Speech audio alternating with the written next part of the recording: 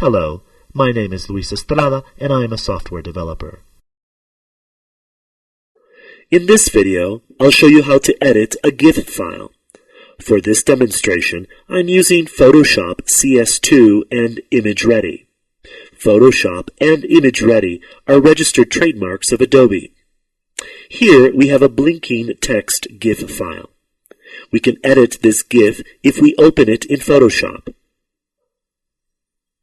As you can see, the blinking effect is gone. The original GIF image is a sequence of frames.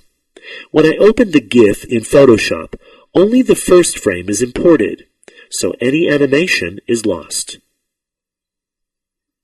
The same thing happens if you use another application like MS Paint. Only one frame is visible. Close the program and also close the file in Photoshop. If you want to edit GIF files without losing any frames, you should use a program like ImageReady. You can drag the file and drop it into the application to open it. In this case, to create this effect, I used 2 frames that you can see in the animation window.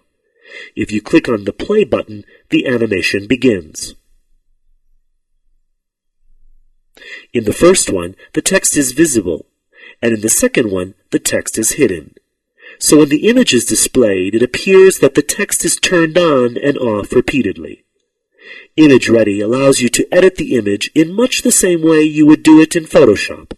The main difference is that you edit the GIF file frame by frame. At the end of the process, all frames are put together to form the animation.